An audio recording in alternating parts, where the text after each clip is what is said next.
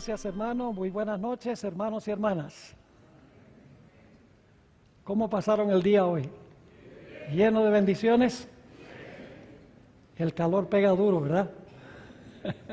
Yo vengo de un lugar más caliente, pero es menos húmedo, así que se siente más el calor aquí. No solo el calor físico, sino también el calor espiritual.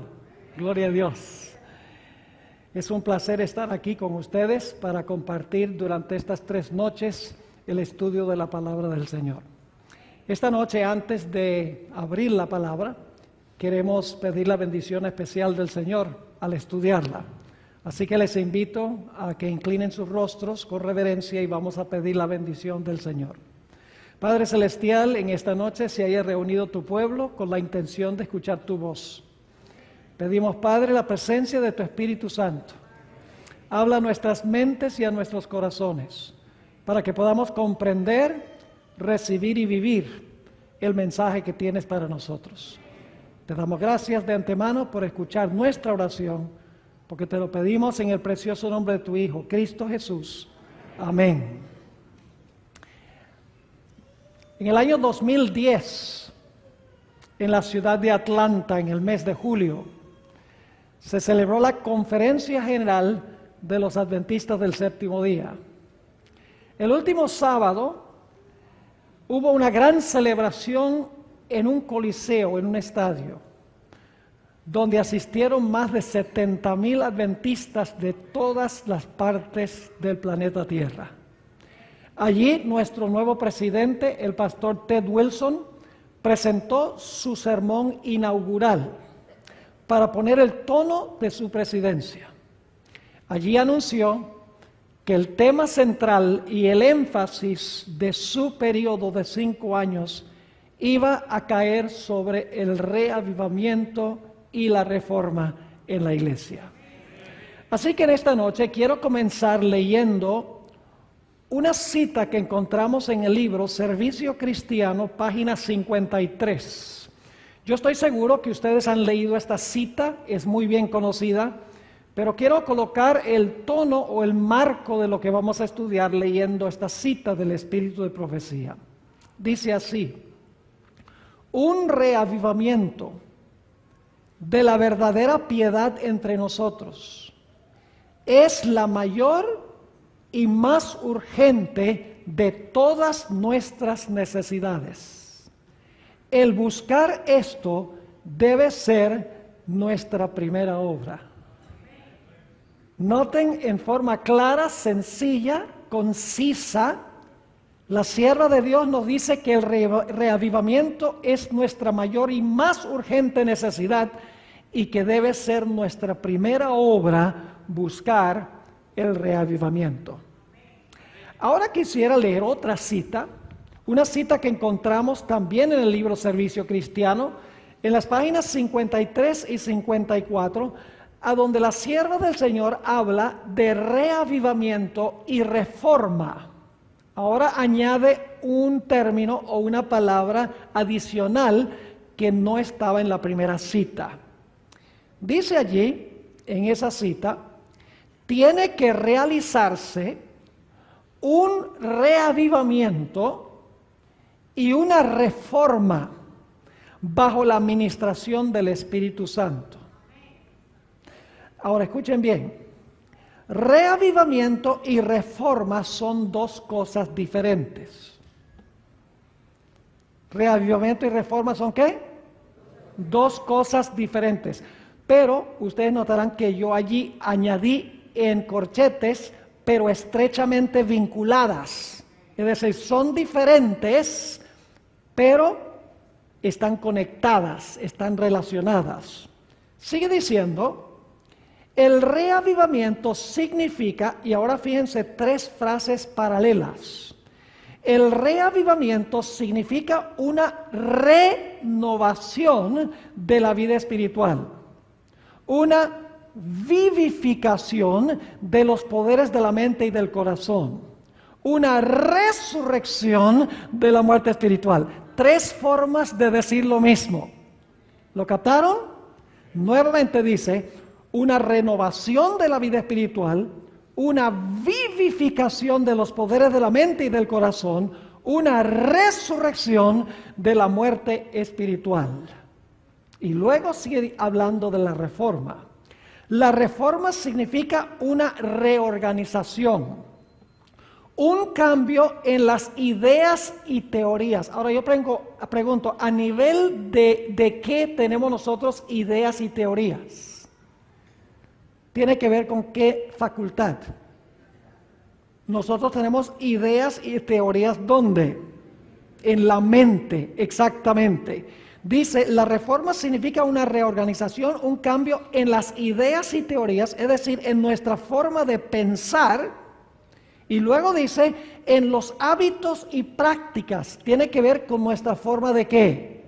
Con nuestra forma de actuar. Es decir, la reforma tiene que ver con un cambio en el pensar y un cambio en el actuar.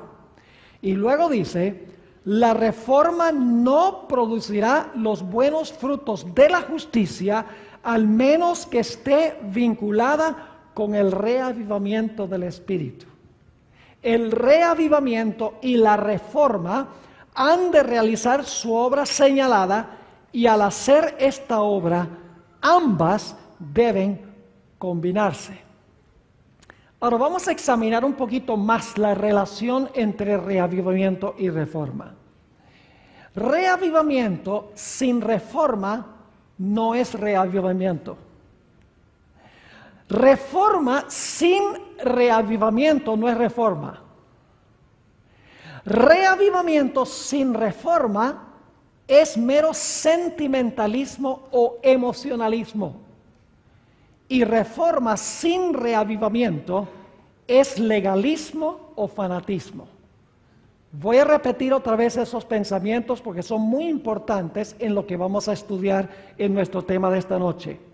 En primer lugar, reavivamiento sin reforma es mero emocionalismo o sentimentalismo. Por el otro lado, reforma sin reavivamiento es legalismo o fanatismo.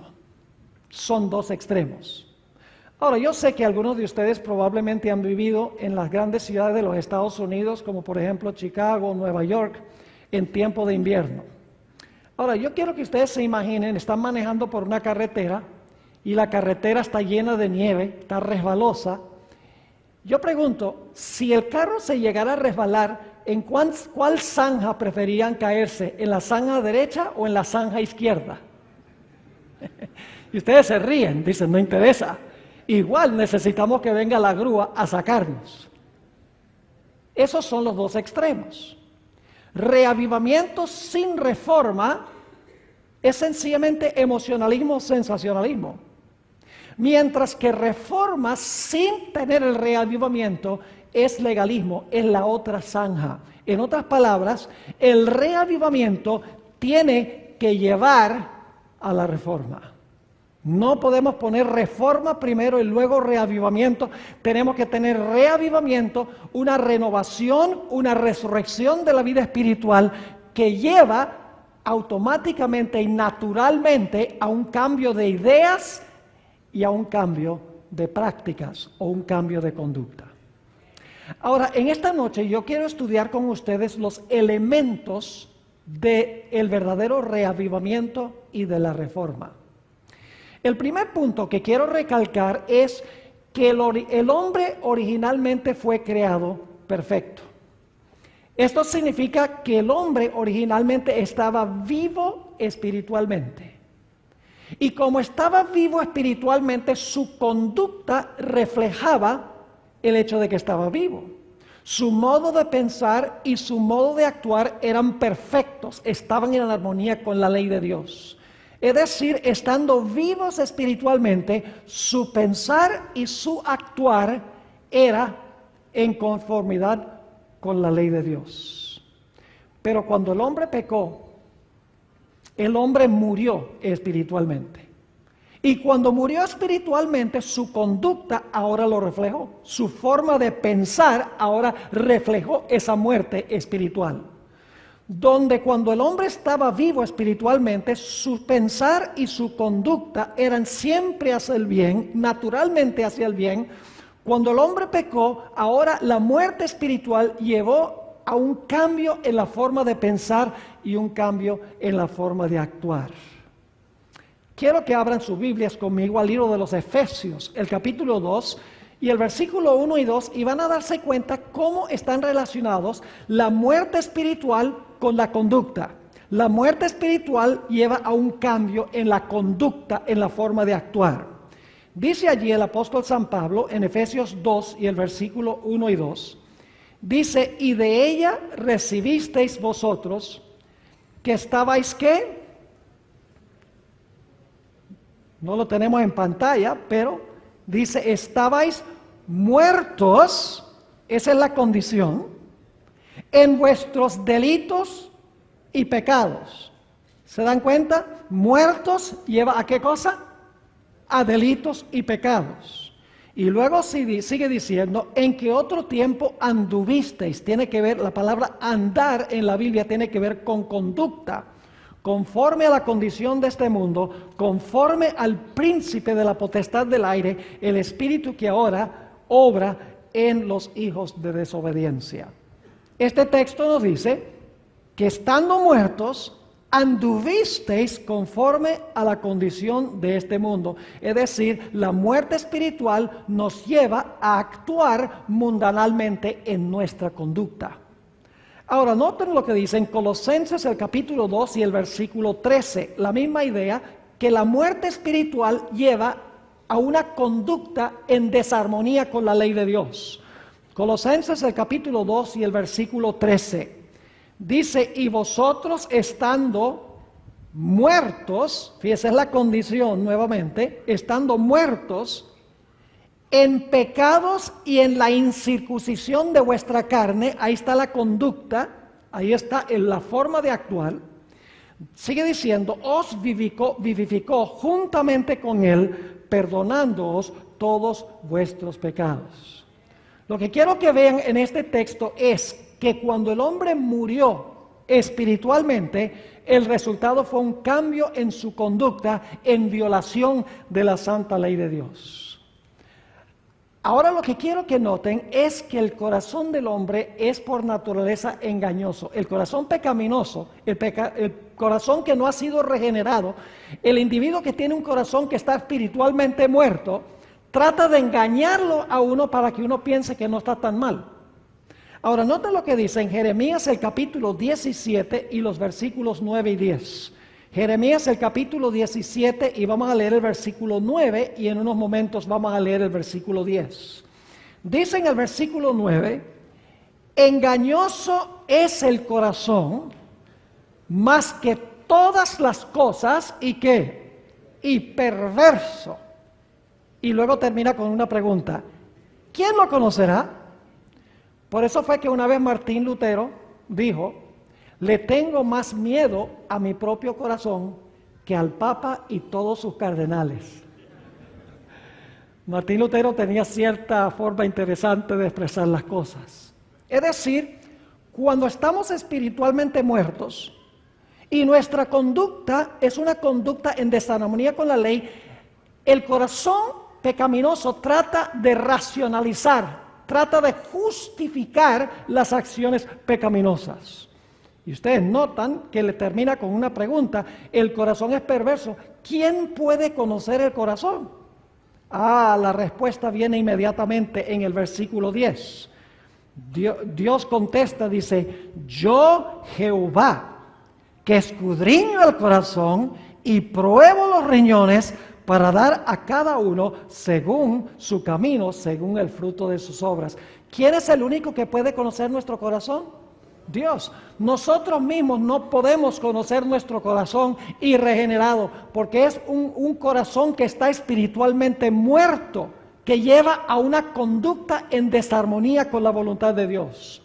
Note también el Salmo 139 y el versículo 23 y 24. Salmo 139, 23 y 24, sobre quién puede conocer nuestro corazón. Si yo mismo no puedo conocer mi corazón, ¿quién lo puede conocer? ¿Quién me lo puede revelar?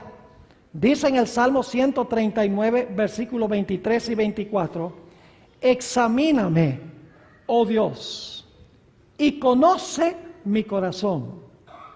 Pruébame y reconoce mis pensamientos y ve si hay perversidad en mi camino y guíame en el camino eterno. ¿Quién es el único que puede conocer nuestro corazón a cabalidad, a plenitud? Dios es el único que puede conocer nuestro corazón a plenitud. Ahora, ¿qué hemos estudiado hasta ahora? En primer lugar, nos dimos cuenta que el hombre fue creado originalmente perfecto. Tenía una naturaleza espiritual viva. Como resultado era obediente a la ley de Dios. Cuando el hombre pecó, murió espiritualmente. Y por lo tanto su forma de pensar y su forma de actuar cambió. Ahora vivía en violación de la ley de Dios. Nos hemos dado cuenta que el corazón del hombre no podemos confiar en él porque es engañoso. Trata de justificar el pecado. Trata de hacernos pensar que no somos tan malos como realmente somos. Y nos hemos dado cuenta que solamente hay uno que puede conocer nuestro corazón y revelarnos lo que nosotros somos en verdad. Y ese es Dios. Pero ahora necesitamos hacernos la pregunta.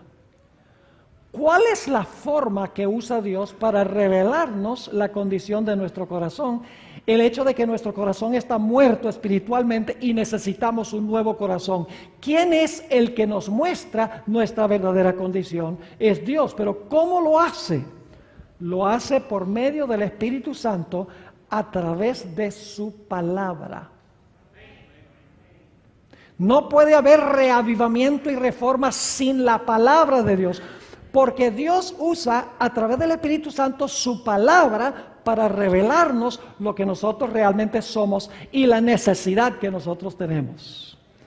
Noten lo que dice en Hebreos el capítulo 4 y el versículo 12 y 13. Hebreos el capítulo 4 y el versículo 12 y 13 nos dice cómo es que Dios nos revela la condición de nuestro corazón, nos revela lo que realmente somos para que queramos nacer de nuevo, para que queramos pasar por la experiencia de vivificación.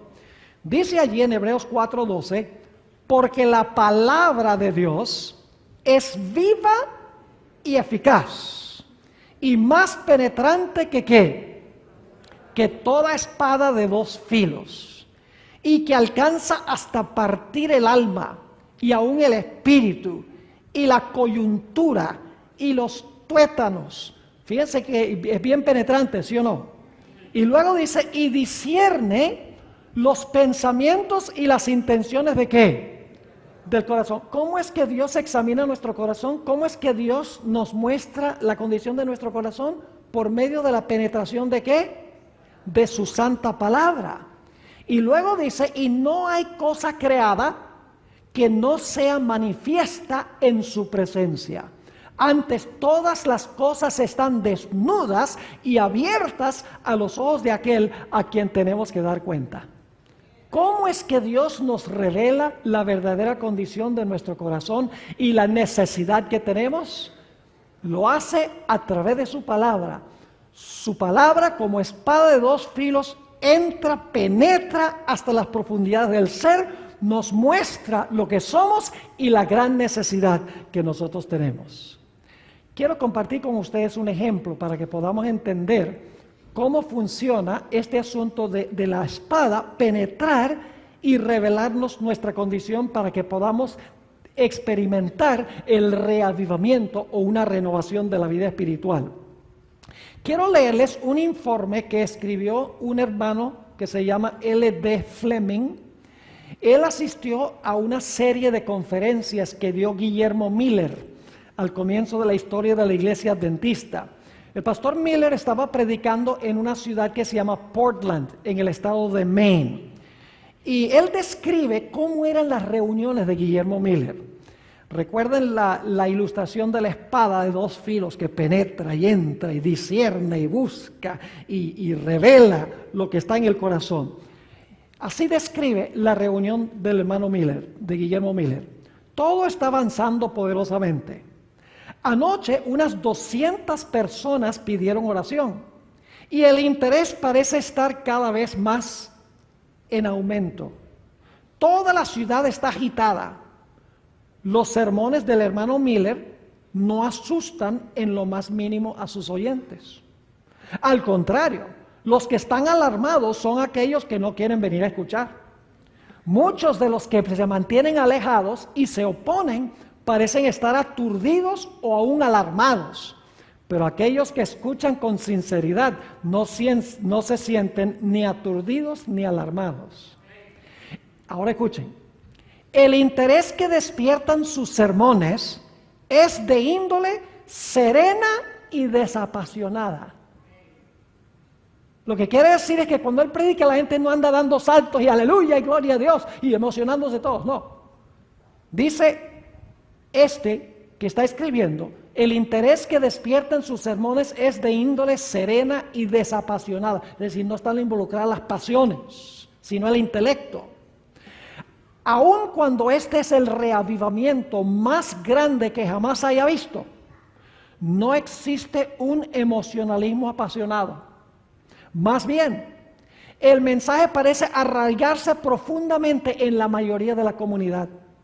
El efecto se produce por lo siguiente. Ahora voy a decir por qué los sermones del pastor Miller tenían este efecto. Dice, el hermano Miller sencillamente toma la espada del Espíritu, la desenvaina y coloca su afilada orilla en el corazón desnudo y la espada corta.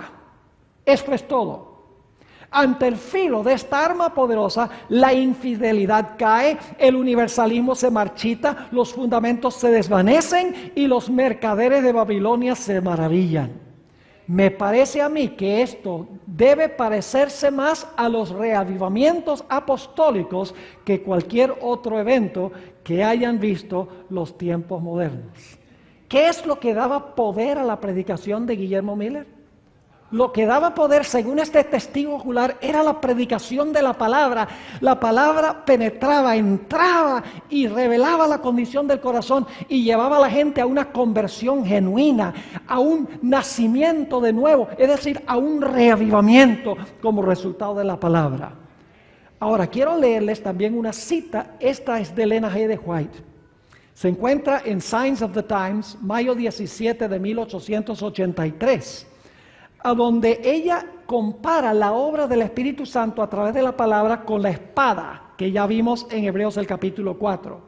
Dice allí la sierva del Señor, la mundanalidad en la iglesia, que es la mayor causa de la muerte espiritual. ¿Cómo? ¿Qué es la mayor causa de la muerte espiritual en la iglesia? La mundanalidad, dice. La mundanalidad de la iglesia, que es la mayor causa de la muerte espiritual, se debe a la influencia, no de los pastores. Dice, se debe a la influencia de los miembros egoístas y ociosos. Hay que coartar esta enfermedad mortal. El bisturí del cirujano, fíjese que la idea de cortar, dice, el bisturí del cirujano corta profundo cuando es necesario remover material putrefacto y pestilente. Asimismo, la palabra de Dios, más aguda que toda espada de dos filos, debe cortar hasta el corazón, o el mal nunca será quitado. Los grandes reavivamientos, mis hermanos y hermanas, a través de la historia, han sido reavivamientos basados en la palabra de Dios. El punto de enfoque no ha sido saltar y gritar y bailar y cantar. El punto de enfoque ha sido la predicación poderosa de la palabra de Dios que penetra hasta el corazón, hasta el alma y le revela al pecador la gran necesidad que tiene el corazón perverso y la necesidad de tener un nuevo nacimiento, la necesidad de recibir un reavivamiento. Permítame darles una ilustración.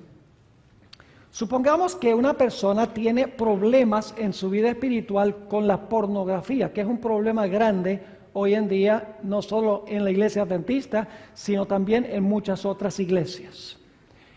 Y hay un individuo que está luchando con la pornografía, porque es un vicio terrible. Y este individuo dice, yo voy a ir a la Biblia y yo voy a empezar a leer la Biblia. Entonces va a la Biblia y empieza a leer en Mateo el capítulo 5, por providencia divina. Y está leyendo el capítulo y llega a Mateo 5, 27 y 28. a donde el texto dice, está hablando Jesús, habéis oído en el antaño, no cometerás adulterio.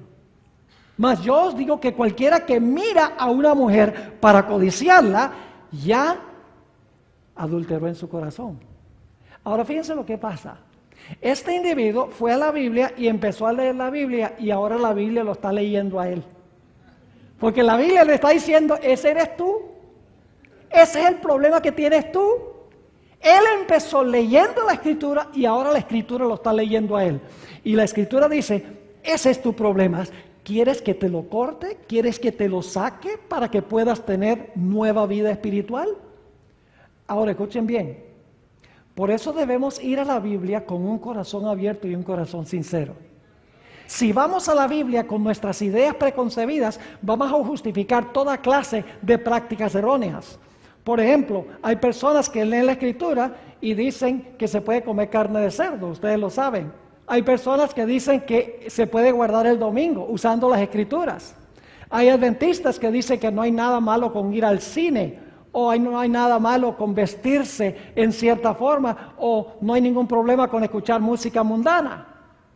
Sencillamente lo que se está haciendo es se está justificando el pecado que está en el corazón en vez de permitir que la palabra entre para desenmascarar el pecado, para que veamos nuestra necesidad de cambio, para que podamos tener un reavivamiento y una reforma en nuestra vida. Ahora, no solamente la palabra de Dios revela la condición del corazón, sino que necesitamos ser un poquito más específicos en cuanto a lo que nos muestra la condición de nuestro corazón y la necesidad que tenemos de un cambio. Vayan conmigo al Salmo 19 y vamos a leer el versículo 7. Por mucho tiempo yo leía este versículo y me dejaba un poco perplejo, un poco confundido. Y le voy a explicar por qué razón. Salmo 19 y el versículo 7. Dice, la ley de Jehová es perfecta. ¿Y qué hace la ley? Que convierte el alma. ¿Qué hace la ley? Convertir el alma. Y yo decía, bueno, ¿acaso Dios no es el que convierte? ¿No es el Espíritu Santo el que convierte? ¿Cómo es que la ley es la que convierte el alma?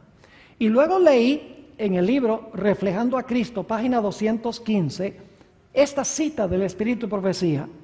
Dice la sierva del Señor, únicamente cuando se restaure la ley de Dios a su debido lugar, habrá entre el pueblo profeso de Dios un reavivamiento de la fe y de la piedad primitiva. ¿Cómo? ¿Solo cuando qué?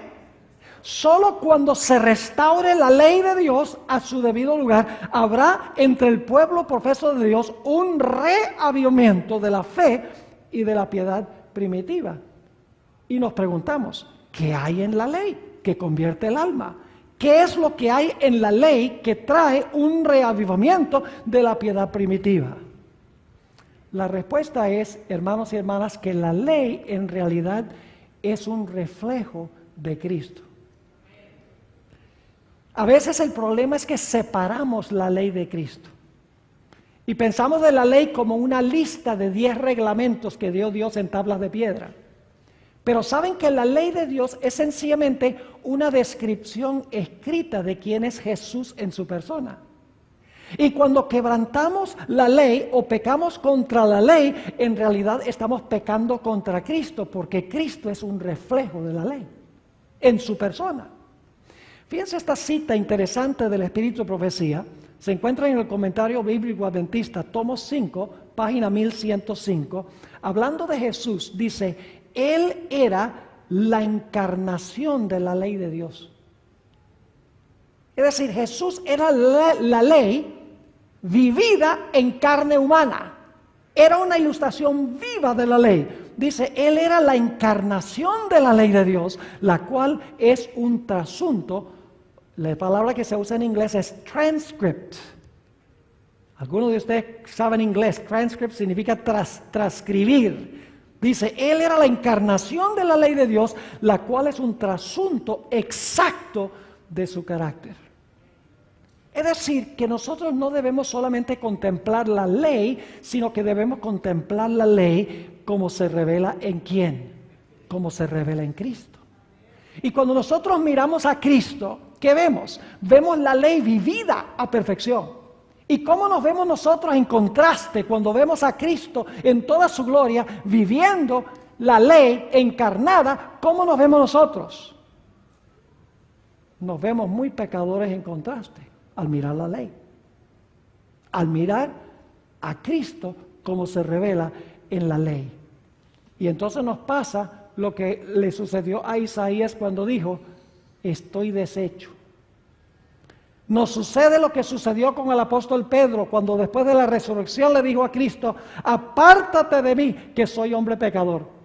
Nos pasa lo que le sucedió al apóstol Pablo, quien dijo, miserable hombre de mí, ¿quién me librará del cuerpo de esta muerte? Es decir, cuando nosotros contemplamos la ley a través de Cristo, nosotros vemos la belleza y la perfección de Jesús. Y en comparación nos vemos pecadores, nos vemos malos, nos vemos deplorables. Y llegamos a la conclusión de que nosotros estamos en una condición donde necesitamos desesperadamente un cambio en nuestra vida. Pero no solamente vemos la perfección de Jesús y nuestra imperfección, sino cuando contemplamos a Jesús, también nos damos cuenta que el Señor Jesucristo, a pesar de que tenía esa perfección, a pesar de que tenía esa belleza en su carácter, a pesar de que era la ley en forma vivida, estamos ahora contemplando a Jesús, nos sentimos como nada, pero ahora veo a Jesús en la cruz del Calvario. Lo veo con las manos atravesadas, con los pies atravesados, lo veo con las 100 heridas, lo oigo en la cruz clamando, Dios mío, ¿por qué me has desamparado? Y le digo al Señor Jesús, si tú eres tan hermoso, tú eres tan perfecto, tú eres tan bello, tú eres la encarnación de la ley, y ahora yo te veo así y me siento como si fuera nada, soy un miserable pecador. Pero Señor Jesús, te veo también en la cruz del Calvario, demacrado, sufriendo, clamando a tu Padre por estar separado de tu Padre. Señor Jesús, ¿por qué fue que te pasó eso siendo perfecto y siendo puro? Y el Señor Jesucristo responde, por tus pecados. ¿Y saben lo que hace la visión de la perfección de Jesús y la visión de la cruz? Me lleva a arrepentirme del pecado. La Biblia dice en Romanos 2 y el versículo 4, la bondad de Dios nos lleva al arrepentimiento. El arrepentimiento no es algo que hacemos nosotros. A veces decimos, tenemos que arrepentirnos para ser salvos. Pero saben, el arrepentimiento viene de Dios. Nos dice en Romanos 2 y el versículo 4 que la bondad de Dios nos lleva al arrepentimiento. Nos dice en Hechos 5:31 que Dios da arrepentimiento a Israel. Es decir, cuando nosotros vemos a Jesús colgado en la cruz del Calvario, ese ser perfecto, quien es la encarnación perfecta de la ley de Dios, y lo oímos clamando en el Getsemaní, si puede pasar esta copa de mí, lo vemos sudando gotas de sangre, lo vemos clamando en la cruz, Dios mío, ¿por qué me has desamparado? Le decimos, Señor Jesús, ¿por qué te pasó esto? Y el Señor Jesucristo dice, por tus pecados. Y cuando yo contemplo a Jesús, mis hermanos y hermanas, ahora yo veo la maldad de mi corazón. Veo mi gran necesidad. Veo que estoy espiritualmente muerto y que necesito un cambio. Y entonces el arrepentimiento me lleva a confesar mi pecado. Y a decirle a Jesús en la cruz, Señor Jesús, yo no merezco sino la muerte, pero gracias por haber sufrido el castigo que yo debo sufrir. Por favor, Señor Jesús, yo confío en ti, tengo fe en ti. Por favor, toma tu vida y tu muerte y pónmelos a mi cuenta. Y en ese momento Cristo toma su vida y su muerte y me los pone a mi cuenta y Dios me mira como si nunca hubiera pecado. ¿Están entendiendo cómo la ley de Dios nos lleva al arrepentimiento? ¿Cómo convierte el alma? Porque la ley es Cristo en forma vivida. Es cuando contemplamos a Cristo como revela en carne humana la ley, como vemos nuestra maldad y nuestra necesidad y el amor de Cristo Jesús por nosotros. ¿Y saben lo que sucede? En el momento en que nosotros llegamos a ver a Cristo Jesús en la ley y en su palabra, su sufrimiento, su santidad y su perfección, y al verme yo un deplorable pecador, en contraste, en ese momento me arrepiento, confieso mi pecado, manifiesto mi confianza en el Señor Jesucristo, y en ese momento se realiza la vivificación del ser humano. En ese momento viene la resurrección espiritual, lo que la Biblia llama conversión. Noten lo que dice en el libro de Tito, el capítulo 3 y el versículo 5. Tito, el capítulo 3 y el versículo 5. Habla del momento de la conversión. Dice, no por obras de justicia que nosotros habíamos hecho, mas por su misericordia nos salvó, por el lavacro, escuchen bien, de la regeneración y de la ¿qué? Y de la renovación del Espíritu Santo. Y entonces experimentamos el reavivamiento. Hermanos y hermanas, no puede haber reavivamiento sin predicar la palabra de Dios, sin predicar la ley de Dios como se revela en Cristo Jesús, porque eso es lo que muestra nuestra gran pecaminosidad, muestra la santidad de Jesús y muestra el sacrificio que Jesús hizo por nosotros. Y cuando eso sucede, mis hermanos y hermanas, decimos, yo soy un miserable pecador, ¿quién me va a librar? En ese momento se realiza una resurrección espiritual en mi vida.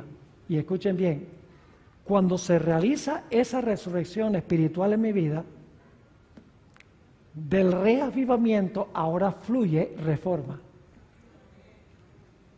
Saben que una reforma, hay mucha gente que son reformistas, pero nunca han sido vivificados. Son fariseos. Y siempre están buscando decir, mira, ese se comió un pedazo de carne. No me entiendan mal. Debemos practicar la reforma por salud, pero siempre están buscando criticar a otras personas. Esa es la característica primordial del fariseo. El fariseo, en vez de preocuparse por su propia vida espiritual, siempre se está preocupando por la vida espiritual de los demás y comparándose él con los demás. Pero les digo que cuando hemos sido convertidos, cuando hemos pasado por el reavivamiento que viene como resultado de contemplar la ley como se revela en Cristo Jesús, su bondad, la belleza de su carácter, cómo se dio por nosotros, viene una renovación de nuestra mente y de nuestro corazón. Y ahora de el reavivamiento fluye naturalmente una reforma. Noten el conflicto de los siglos, página 515, conflicto de los siglos, página 515. Escuchen lo que dice la sierva del Señor. Una reforma en la vida es la única prueba segura de un verdadero arrepentimiento. ¿Cuál es la prueba segura de un verdadero arrepentimiento? Dice ella, una reforma en la vida. Y fíjense que dice en la página 514 y 515, está hablando de los que una vez eran mundanos y que pasaron por la experiencia del nuevo nacimiento. Dice, amaban lo que antes aborrecían y aborrecían lo que antes amaban. Los orgullosos y tercos se volvieron mansos y humildes de corazón. Los vanidosos y arrogantes se volvían serios y discretos. Los profanos se volvían piadosos. Los borrachos sobrios y los corrompidos puros. Las vanas costumbres del mundo eran desechadas. Es decir, el reavivamiento llevaba a una ¿qué? A una reforma o a un cambio en la vida. Pero ahora escuchen lo que voy a decir. El cambio que se realiza en la vida no es un cambio que se realiza instantáneamente en su totalidad. Es un proceso. Porque cuando nosotros nacemos de nuevo, el viejo hombre todavía está allí. La vieja mujer todavía está allí, queriendo asomar la cabeza. Pero hay una nueva naturaleza espiritual que ha entrado a nuestra vida, que debemos alimentar cada día para que pueda subyugar la naturaleza carnal que antes predominaba en nuestra vida. Es decir, que después de nosotros pasar por el reavivamiento, por una resurrección espiritual, ahora es necesario cada día alimentar la naturaleza espiritual. Note lo que dice 2 Corintios, el capítulo 3 y el versículo 18. 2 Corintios 3, 18. Es un texto muy bien conocido, se cita muy a menudo. Dice allí el apóstol Pablo: por tanto nosotros todos, mirando a cara descubierta, como en un espejo, la gloria del Señor, somos, y ustedes notan que ahí puse en corchetes, estamos siendo, porque el tiempo del verbo es progresivo, debería ser, por tanto nosotros todos, mirando a cara descubierta como en un espejo la gloria del Señor, estamos siendo ¿qué? Transformados de gloria en gloria en la misma semejanza como por el Espíritu del Señor. ¿Cómo somos transformados de gloria en gloria? Somos transformados de gloria en gloria mirando a cara descubierta la gloria del Señor. ¿Y saben lo que sucede? Cada día que yo contemplo más a Jesús, más pecador me veo. Y más entiendo el amor de Jesús. Porque al contemplar su cruz, yo me doy cuenta que a pesar de que Jesús es santo y perfecto, tomó mis pecados sobre sí mismo. Y cada día renuevo o alimento esa naturaleza espiritual que ha nacido en mi vida de día en día. ¿Y saben lo que es interesante? Ya el pastor no tiene que decirme cómo vestir. Ya el pastor no tiene que decirme cómo comer o no comer. Ya no tiene que decirme qué programas se pueden ver y qué programas no se pueden ver en televisión. Ya no tiene que decirme qué clase de música tengo que escuchar o no escuchar. Ya la persona no siente el deseo de cambiar por ganarse el cielo o por evitar el infierno, sino sencillamente la vida cambia porque no quiero ofender a mi querido Jesús.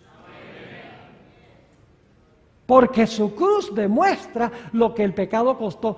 Y yo le digo a veces a los jóvenes cuando ellos cuando van al cine para ver una película donde hay violencia y donde hay espiritismo y hay sexo ilícito, lo que yo les digo es, mire, por eso fue que murió Jesús.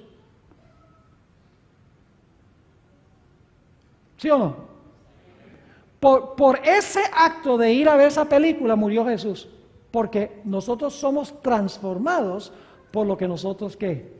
Por lo que nosotros contemplamos.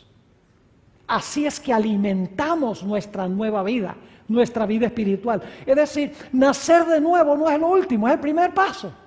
Luego, después de la renovación espiritual, después de la resurrección espiritual, al contemplar la cruz de día en día, llego a odiar más el pecado y llego a amar más a Jesús. Yo viví en Venezuela mucho tiempo, la tierra de Coronado. Aunque yo no viví en el área donde él vive, eso es un peladero. Eso no hay sino chivos y burros ahí. Pero tiene su belleza, tiene los médanos, cerca los médanos de Coro, estuvimos allí disfrutando. Pero cuando yo viví en Venezuela, tenía un hobby. El hobby era el de cazar mariposas. Y esto era cuando yo era niño. Y era un hobby que me gustaba muchísimo y llegué a ser casi un profesional, un entomólogo profesional. Un entomólogo es uno que estudia los insectos. Y descubrí muchas cosas en cuanto a las mariposas. ¿Saben? La palabra que se usa allí en 2 Corintios 3, 18, donde dice estamos siendo transformados, la palabra transformados allí es la palabra metamorfoo. ¿Qué pregunta? ¿Qué es una metamorfosis? Una metamorfosis es una transformación radical.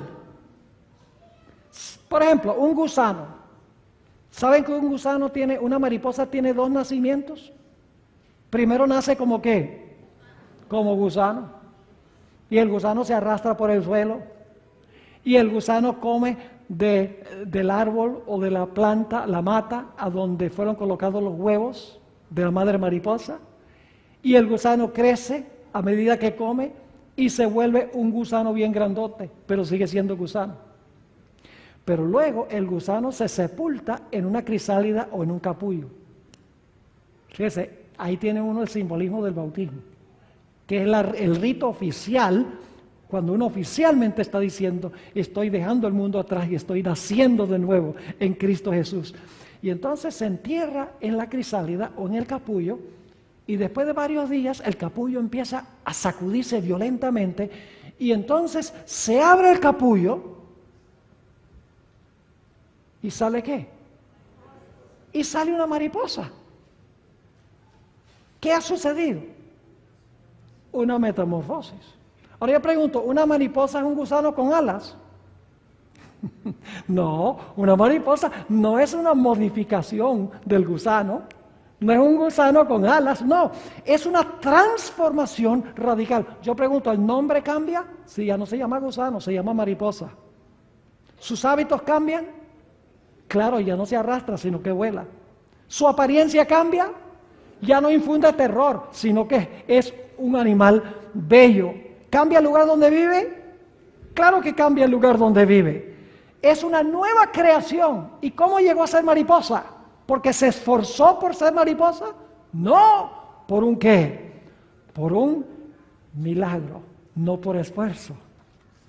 Por eso el apóstol Pablo dice, los que están en Cristo, nuevas criaturas son. Las viejas cosas pasaron, y aquí todas las cosas son hechas nuevas. ¿Te recuerdas la conversación de Jesús con Nicodemo?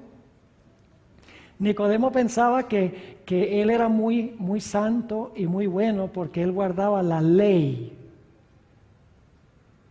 Y él pensaba que él iba a entrar al reino.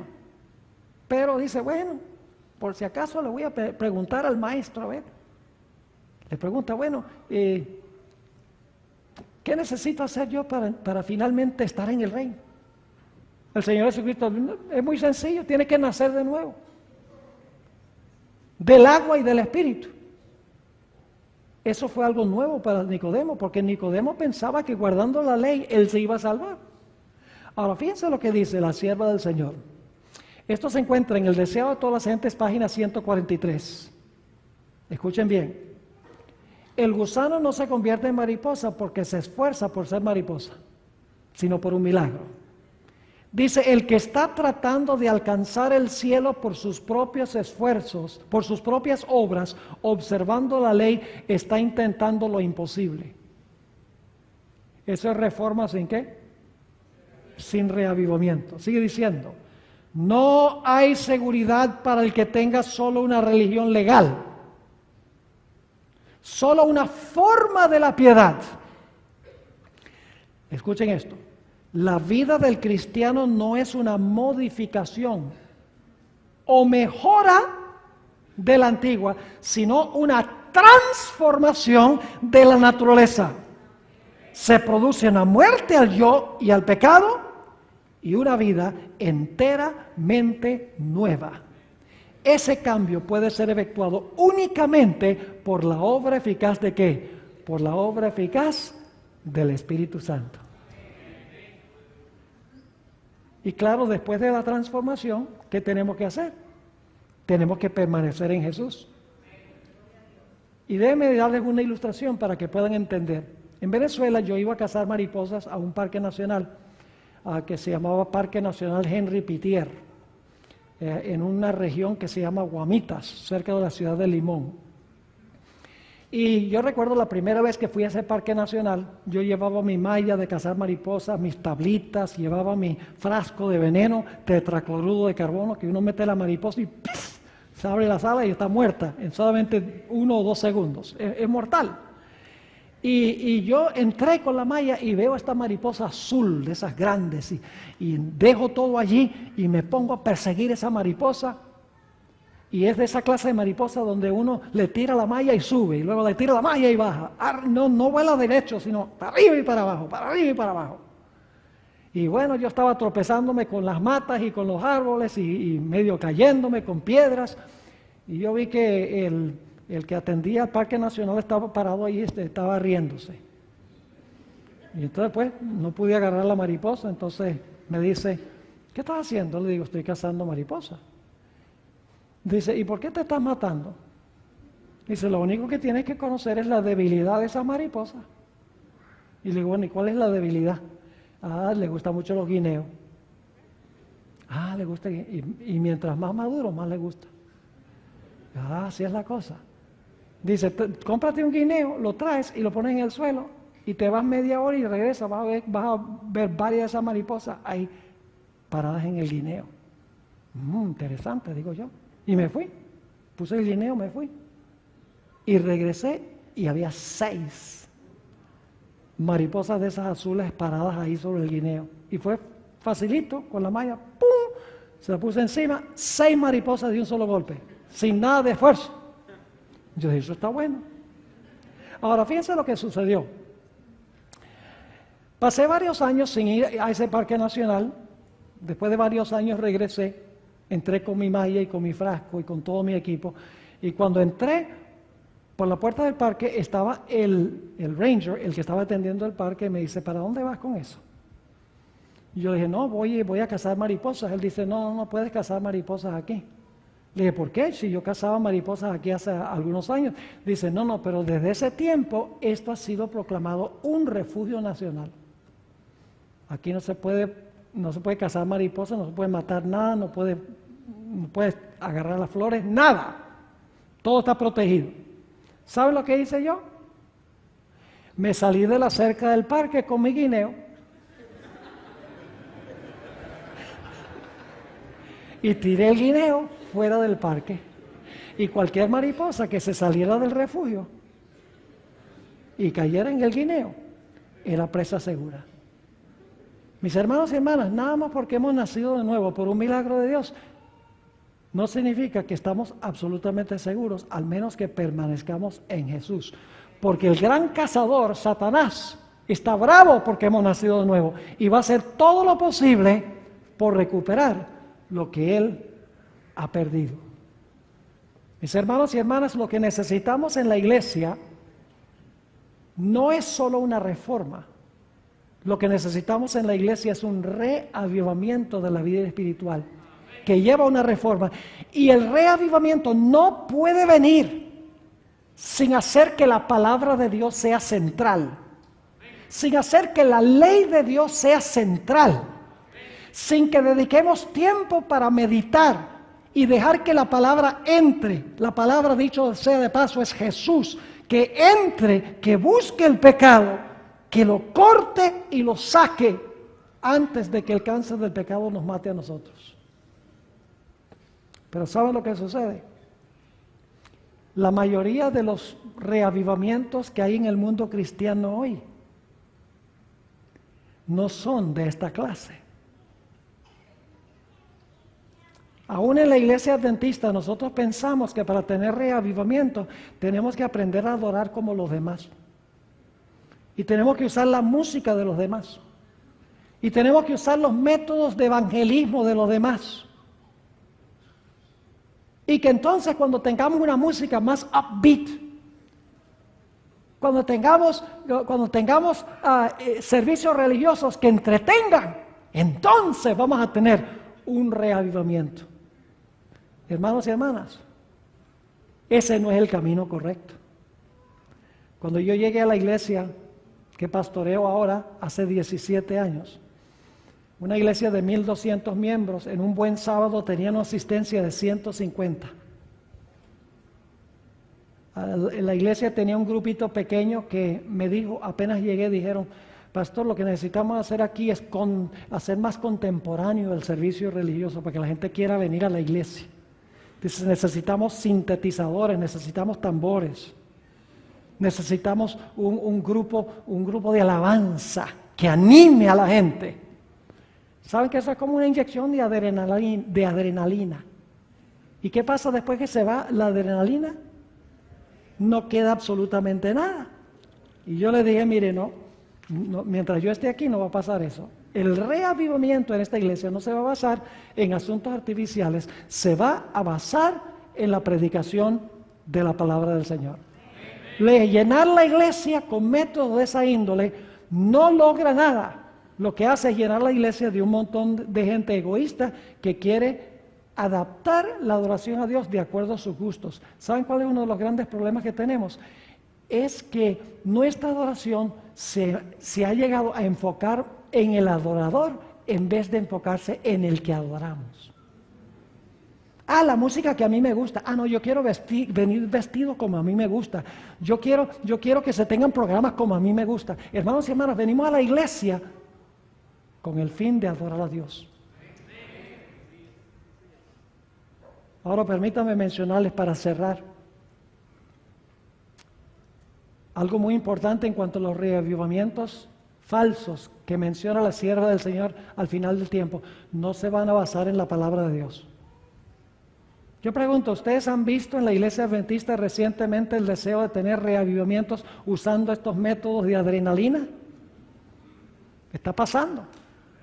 Pero eso no cambia ni transforma el corazón, mis hermanos y hermanas. Sin la palabra y la ley de Dios y una contemplación de la vida de Cristo, no hay cambio. Por más que hagamos programas que emocionen a la gente y los ponga a saltar y los ponga a decir aleluya y los ponga a hablar en lenguas, no va a producir resultados. Permítame leerles unas citas para concluir de la sierva del Señor. Esto es el Conflicto de los Siglos, página 516. Dice, los reavivamientos populares son provocados demasiado a menudo por llamados a la imaginación, que excitan las emociones y satisfacen la inclinación por lo nuevo y extraordinario. Ah, no, hagamos algo nuevo. Cantemos coritos nuevos. Tengamos dramas y payasos y magos que presenten el evangelio. Ya la gente se va a entregar. Sigue diciendo, escuchen bien, los conversos ganados de este modo manifiestan poco interés en el testimonio de los profetas y apóstoles. El servicio religioso que no revista un carácter tanto sensacional no tiene atractivo alguno para ellos. Un mensaje, ahora escuchen, un mensaje que apele ¿a qué? A la fría razón, es decir, un mensaje que apele al intelecto. La expresión que usa la hermana White es unimpassioned reason. La razón sin la interferencia de las pasiones, es lo que ella está diciendo. Dice, un mensaje que apele a la fría razón no despierta eco alguno en ellos. No tienen en cuenta, escuchen, las claras amonestaciones de ¿qué? Aquí venimos al punto, de la palabra de Dios, que se refieren directamente a sus intereses eternos. Y dice en la página 517, el poder de la piedad ha desaparecido casi enteramente de muchas de las iglesias. Y fíjense cuál es el resultado. Las comidas campestres, las representaciones teatrales, hablando de la iglesia, ella lo vio, dice las representaciones teatrales en las iglesias, las ventas a beneficio. ¡Wow! Eso tiene mucho que decirnos a nosotros. Hacemos comilonas para levantar fondos para la iglesia. Entonces, mi pregunta es, ¿por qué no damos el dinero sin la comilona? Es apelar al egoísmo del ser humano. Dice las representaciones teatrales en las iglesias, las ventas a beneficio, las casas lujosas y la ostentación personal. La forma que vestimos, las joyas, etcétera. Dice ella, han alejado de Dios los pensamientos de la gente. Tierras y bienes y ocupaciones mundanales llenan la mente, mientras que las cosas de interés eterno se consideran apenas dignas de atención. Poco después de llegar a la ciudad de Fresno, donde yo estoy pastoreando, empecé estudios bíblicos con un joven. Pasé por 20 estudios bíblicos con él y con su esposa era dentista, y luego entonces pasé por otra serie de 20 estudios con ellos, Lamentablemente el joven nunca se bautizó, nunca llegó a ser adventista, aunque siempre que me lo encuentro me dice, yo creo el mensaje adventista, no hay otra iglesia que tenga la verdad, la iglesia adventista es la verdadera, pero no ha tenido la valentía de tomar el paso porque la familia está muy opuesta a que él se una a la iglesia adventista. Pero me dijo una cosa muy interesante un día. Él asistía a una iglesia carismática y me dice, pastor, quiero decirle lo que me gusta de su iglesia. Le dije, bueno, ¿qué te gusta de mi iglesia? Dice, mire, yo voy a mi iglesia, ahí nosotros tenemos un grupo de alabanza, saltamos, brincamos, hablamos en lenguas, nos emocionamos. Y dice, y salimos de la iglesia y a los 20 minutos no tenemos nada. Pero cuando yo voy a su iglesia y escucho el sermón y salgo, el sermón me queda trabajando en la cabeza, me queda algo. Fíjese que un individuo carismático, no adventista, entendía el poder que hay en la palabra de Dios, en contraste con estos otros métodos que son como echarle gasolina al fuego. ¿Qué pasa cuando le echan gasolina al fuego? ¡Uf! ¿Y cuánto tiempo dura? No dura nada. Cuando se va la gasolina, se fue el fuego. Ahora escuchen, vamos a terminar con esta cita del Espíritu Profecía. La hermana White dice que en los últimos días va a haber un gran reavivamiento verdadero. Yo creo que nosotros estamos entrando en ese tiempo ahora. Y le voy a decir en un momento por qué razón. La página 517 dice la sierva del Señor, conflicto de los siglos, a pesar del decaimiento general de la fe y de la piedad, hay en esas iglesias, no está hablando de la iglesia adventista, sino en las iglesias, verdaderos discípulos de Cristo. Gloria a Dios. Y dice, antes que los juicios de Dios caigan finalmente sobre la tierra, habrá entre el pueblo del Señor un reavivamiento de la piedad primitiva, cual no se ha visto nunca desde los tiempos apostólicos. De eso estamos hablando esta semana. El Espíritu y el poder de Dios serán derramados sobre sus hijos. Entonces, muchos se separarán de esas iglesias en las cuales el amor de este mundo ha suplantado al amor de Dios y de su palabra.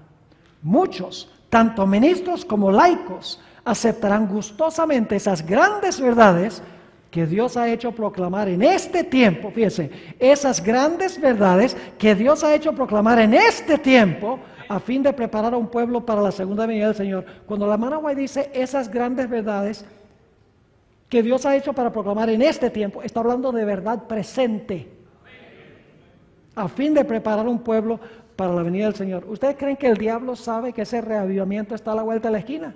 Ajá, que sí, ¿qué? ¿Y qué va a hacer el diablo? Lo está haciendo. La mayor evidencia de que el verdadero reavivamiento está a las puertas es lo que les voy a leer ahora para terminar. Dice, el enemigo de las almas desea impedir esta obra. Él no quiere un verdadero reavivamiento. Dice, el enemigo de las almas desea impedir esta obra. Y antes que llegue el tiempo para que se produzca tal movimiento, es decir, el reavivamiento verdadero, tratará de impedirla introduciendo una falsificación. Lo estamos viendo en el mundo cristiano y en muchas iglesias adventistas, lamentablemente, mis hermanos. Ahora escuchen, hará aparecer como que la bendición especial de Dios es derramada sobre las iglesias que pueda colocar bajo su poder seductor. Y yo pongo aquí entre corchetes, va a haber mucho amor, grandes multitudes, grandes templos, grandes predicadores, gran emoción y gran entusiasmo. Lo vemos. Dice, allí se manifestará lo que se considerará como un gran interés por lo religioso. Multitudes se alegrarán de que Dios esté obrando maravillosamente en su favor, cuando en realidad la obra provendrá de otro espíritu, bajo un disfraz religioso. Escuchen bien, bajo un disfraz religioso, Satanás tratará de extender su influencia sobre el mundo cristiano. Eso lo estamos viendo. Y la sierva de Dios dice que inmediatamente antes del reavivamiento genuino, iba a haber esta falsificación. Y lo estamos viendo hoy. Es una de las evidencias de que el más grande reavivamiento de la historia de la iglesia pronto va a ocurrir. Mis hermanos y hermanas, sin embargo, el diablo quiere impedir que este reavivamiento se realice. Por eso el diablo hace que nosotros basemos nuestros servicios religiosos en toda clase de adornos, que los centremos en la música, el entretenimiento, entre tantas otras cosas, porque él sabe que cuando se predica la palabra de Dios con poder, las vidas cambian. Por lo tanto, trata de ocultar la palabra de Dios usando muchos otros métodos, porque él sabe que esos métodos no alcanzan hasta partir el alma, como dice la Sagrada Escritura. Mis hermanos y hermanas, estamos en el umbral mismo del tiempo del fin. Estoy convencido de eso. Y nosotros tenemos que tomar una decisión de que vamos a dedicar nuestro tiempo a lo que va a edificar nuestra vida espiritual. Vamos a tener que dejar de escuchar muchas cosas, dejar de ver muchas cosas, y vamos a tener que dedicar nuestro tiempo a contemplar a Cristo Jesús en su palabra, su santidad y su amor por nosotros. Y mis hermanos y hermanas, cuando la iglesia hace eso, el diablo tiembla. Mi oración es que esta semana sea de beneficio espiritual para que eso pueda ser una realidad en la iglesia de Bellavista y en las demás iglesias que están representadas aquí. Antes de tener nuestra oración, quisiera mencionarles que el tema de mañana va a ser supremamente importante. Vamos a tratar un tema un tanto controversial. El hermano Coronado es el hombre de la música. Yo no soy músico profesional, toco la trompeta, sé leer música, sé de teoría musical, pero no soy músico. Pero hice una investigación en cuanto a un campestre muy famoso que se hizo en la iglesia adventista en el año 1900, en el estado de Indiana, donde se estaba enseñando una teología que se conoce como la doctrina de la carne santificada, una herejía. Lo acompañó un estilo de adoración muy interesante. Yo he hecho una investigación intensa, profunda de lo que sucedió allí. Y cada vez que yo pienso en esto, yo tiemblo al ver cómo en muchas de nuestras iglesias estamos siguiendo en los pasos de lo que pasó allí en ese campestre. Debemos venir mañana, mis hermanos y hermanas, para escuchar este tema tan importante, para saber el trasfondo de mucha de la música que se está usando hoy en la iglesia y por qué es que se está usando. Es un tema que podría decirse que es un tanto controversial. Yo no vengo aquí a despertar controversia, pero la verdad de Dios siempre levanta controversia. Cuando no levanta controversia es porque toda la gente está calmada y toda la gente está tranquila. Escuchen bien, solo hay una cosa peor que la división, y es la unidad sobre un fundamento falso. ¿Ustedes escucharon lo que dije? Solo hay una cosa peor que la desunión, y es la unión sobre un fundamento falso. Tenemos que estar seguros que si vamos a estar unidos, estamos unidos sobre un fundamento sólido y seguro. Oremos. Padre, te damos gracias porque hemos sentido aquí tu presencia, sabemos que donde se predica tu palabra tú estás. Te pido, Señor, que tomes lo que hemos estudiado, lo grabes en nuestras mentes y en nuestros corazones. Te doy gracias, Padre, por todas las personas que están viendo y escuchando esta programación a través del internet, a través del radio. Te ruego, Señor, que el espíritu que hay aquí también lo haya en todos los lugares que están escuchando. Padre, queremos ese reavivamiento y esa reforma genuina en tu iglesia. Será espectacular ver cómo tu iglesia, por el poder de Dios, va a conmover el mundo. Padre, anhelamos que llegue ese día. Haznos parte de ese gran movimiento. Te lo pedimos en el precioso nombre de tu Hijo, Cristo Jesús. Amén. Quería anunciarles antes de entregar el púlpito. Algunos me han preguntado en cuanto a materiales. Tenemos algunos materiales disponibles que van a estar a la salida. Si están interesados, hay una mesa especial. Que Dios les bendiga. Nos veremos, Dios mediante, mañana. Traigan a un amigo o traigan a otro miembro.